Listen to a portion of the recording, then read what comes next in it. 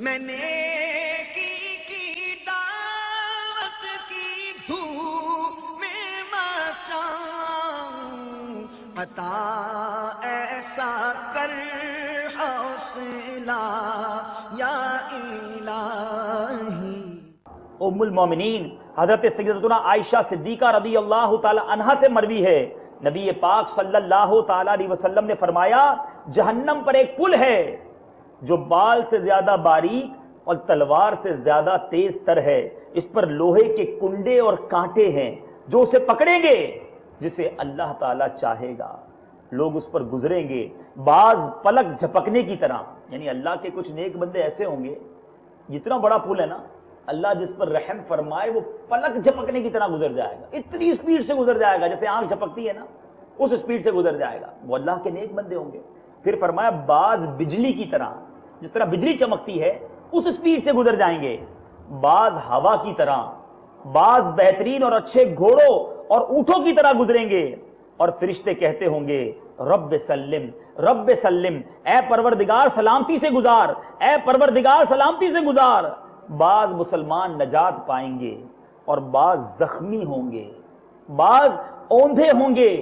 اور بعض منہ کے بل جہنم میں گر پڑیں گے۔ اب مجھے اور آپ کو چیک یہ کرنا ہے کہ یہ ایک ایسا سفر ہے، آج مجھے حیدرآباد سے کراچی جانا ہو، میں پوچھتا ہوں یار کون سی گاڑی اچھی ہے، اچھا سروس کیسی ہے، ٹائم پہ پہنچا دے گی کہ نہیں، اچھا حیدرآباد کے لیے کراچی کے لیے تھوڑا پوچھتے ہیں، اگر لاہور جانا ہو اور معلومات کریں گے یار اسٹاپ کہاں کہاں لے گی، آرام ہوگا کہ نہیں ہوگا، اگر پشاور تک جانا ہو تو مزید معلومات، مزید کمفرٹیبل، مزید آرام کی تلاش۔ اے میرے اسلامی بھائیوں، 15,000 سال کی راہ مجھے اور آپ کو طے کرنی ہے۔ کبھی زندگی میں سوچا،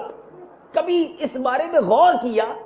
کہ یہ اتنا بڑا راستہ، اچھا یہاں تو دوست چاہیے ہوتا ہے، ذرا سا چلیں یار ساتھ چلو نا، اکیلے بور ہو جاؤں گا، اکیلے نہیں جاتے سفر پہ، وہ اکیلے راستہ گزرنا ہے، کوئی ساتھی نہ ہوگا، اور آسانی تو بھول جاؤ، نیچے جہنم کی آگ سلگ رہی ہوگی، تلوار سے زیادہ تیز پل ہوگا، بال سے زیادہ باریک ہوگا، فقط جسے میرا رب چاہے گا وہ پار کر جائے گا، باقی کٹ کٹ کر جہنم میں گر رہے ہوں گے۔ امام غزالی علیہ رحمت اللہ الوالی میرے پیارے اسلامی بھائیوں اس پل صراط سے گزرنے کا کس طرح منظر سمجھا رہے ہیں، غور سے سنیے، ہو سکے تو سر جھکا کر سنیے۔ امام غزالی علیہ رحمت اللہ الوالی نقل کرتے ہیں اللہ عز و جل پہلوں اور پچھلوں کو ایک معلوم دن یعنی بروز قیامت ایک مقام پر جمع فرمائے گا۔ یوں تو قیامت کا دن 50,000 سال کا ہے، مگر اس میں ایک مرحلہ یہ بھی ہوگا کہ 40 سال تک لوگوں کی آنکھیں اوپر کی طرف لگی رہیں گی، وہ فیصلے کے منتظر ہوں گے۔ مومنوں کو ان کے اعمال کے مطابق نور عطا کیا جائے گا، کسی کو بڑے پہاڑ کی مثل نور، کسی کو کھجور کے درخت کی مانند، تو کسی کو اس سے بھی کم، حتیٰ کہ ان میں سے آخری شخص کو پاؤں کے انگوٹھے جتنا نور عطا کیا جائے گا، جو کبھی چمکے گا کبھی بجھ جائے گا۔ جب اس کا نور چمکے گا تو وہ چلے گا، جب بجھ جائے گا تو اندھیرے کی وجہ سے رک جائے گا۔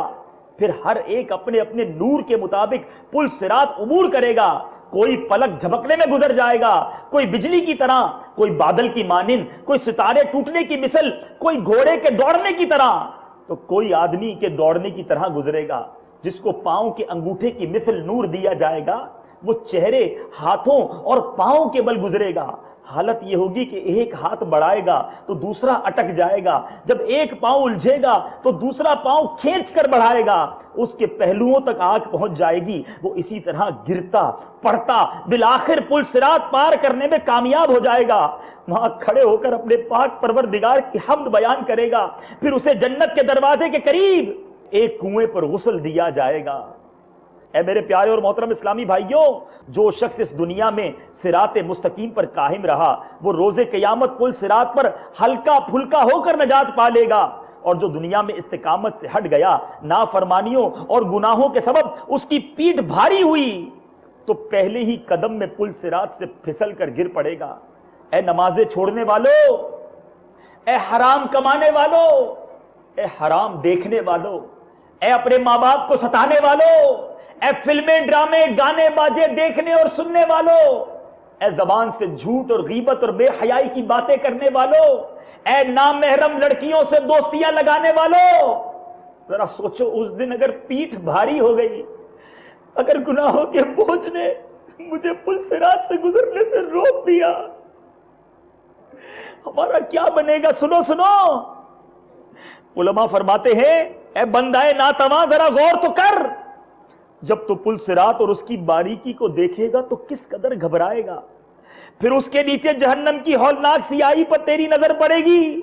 نیچے سے جہنم کا جوش و خروش سنائی دے گا، آگ کے بلند شعلوں کی چیخو پکار تیرے کانوں سے ٹکرائے گی، تو سوچ تو صحیح اس وقت تجھ پر کس قدر دہشت طاری ہوگی۔ یاد رکھ تیرا دل چاہے کتنا ہی بے قرار و بے کل ہو، قدم پسل رہے ہوں، پیٹھ پر کس قدر بھی بوجھ ہو، اتنا بوجھ اٹھا کر ہموار زمین پر چلنا بھی تیرے لیے دشوار ہو، تو لاکھ کمزوری کی حالت میں ہو، مگر تجھے پل صراط پر چلنا ہی پڑے گا۔ میں نے کی دعوت کی دھوم میں مچاؤں، عطا ایسا کر حوصلہ یا الہی۔